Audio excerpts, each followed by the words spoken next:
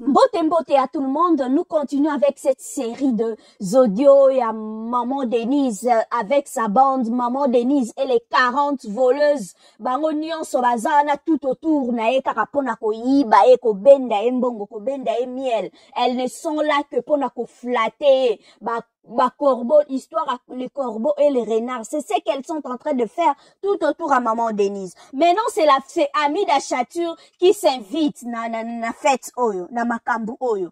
Amida Chatur déjà ki camarade ki mukolo pe simbaka na ngote. Bo uti mboka boya ko sangana na ki mukolo bo banda ki amitié na ki mukolo, chacun na ba passé na ebo yebite. Parce que Amida déjà za mutu aza na expérience ya kibombanda, expérience ya bambanda. Amida za nango parce que parcours ya Amida auti na kibombanda ya ba forme nyonso ba isika mususu ye mutazaka titulaire, bisika mususu ye mutalongoli ba titulaire ya komi titulaire, bitlo a jouer ba rôle nyonso, a jouer ba rôle ya mwasi ya liboso, a jouer rôle ya Chiza, a botoli mobali, a jouer. Il a été avec Jib, elle a été avec Jib, pardon, à Kekuna et pas ya papa Nabiso, Sasubu, frère, alongwe kuna kepa Didi Kinwani, alo, long, aeko komati, pa veka Nabiso. Donc, azana parcours ya Kibombanda.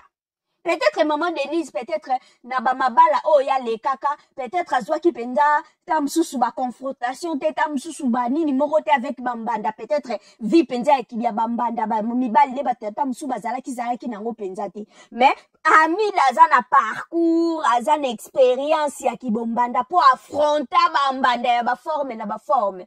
Bambanda ya ba chel, Bambanda mitwe salaka te, Bambanda ya mitwe salaka, Bambanda ya ba ser en Christ, Bambanda ya mike, ya mikolo, ya minene, donc ba forme nyonso Bambanda na vie. Amida mona bango, Amida a affronta bango. Et conseil, yoka conseil ya omemela muninga. Ba éliminer Gisèle Mpela.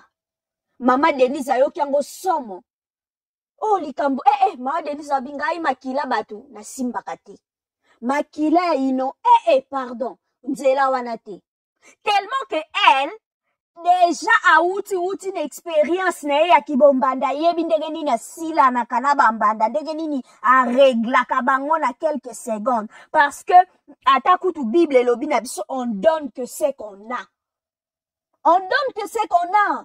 On n'improvise pas.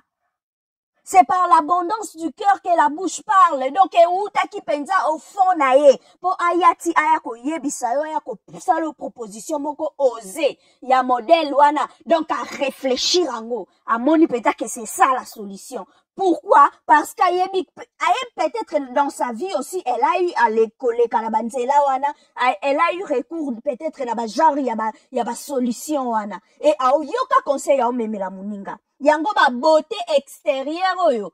En tout cas, non, pardon. C'est la beauté intérieure qui est plus importante. Parce que beauté extérieure, on peut na moya lelo, on peut bien tripoter, hein, ou ba filtre, pe koma nango, ok, no pe na table d'opération, ba bongisi yo, pour que extérieurement, ça la belle. Mais kati, motema ya mutu, c'est là-bas, des sièges ya nyonso. Hein? Oh, Bible et l'obi na proverbe, le cœur de l'homme reflète l'homme. Bible, zo senga biso kutu to garda ka mitema na biso pur. To mitema na biso de to gardango plus que tout to mitema to senga na nzambe a créer na biso mitema o eza pur a renouveler kati na biso esprit o eza disposé à kosala malamu mais o ya mida de Jésus la ki sake esprit moko disposé à faire du mal na somo na yo ki somo donc expérience ya kibombanda ya zanango banzela ya leka et pas ba jibe et pas ba kinwani po kuna pa kutana na bambanda ya ba sorte po ba jibe pe ba zwaka bati ba makangu ya ba niveau ka pe donc ba kutana kiseke auti na ba monde moko ba guerre d'esprit entre bambanda donc ba yebi ndenge nini ba régla na ka ba problème na bango ndenge nini na ko kangiso munoko ndenge nini na ko limwisa yo ndenge nini na ko salo ndenge nini na ko kitisa ndenge nini na kozwa place na yo solution wana sikoyo amemeli moninga proposition keto régler Mama Denise abi makila ya mwana mwasi ya batu na maboko na ngati po mutu ngo to wela faci lelo pe lobi nzamba ko ozwa ne pepe mana yake alors yo kotsa mutu na sa mabele likolo ya non moi c'est abata bangi. Nous allons revenir soit sous d'autres éléments donc oya parce que oyo likambo mama Denise kutko paniquer te po ekoleka nango et ana aux réseaux sociaux za la rabo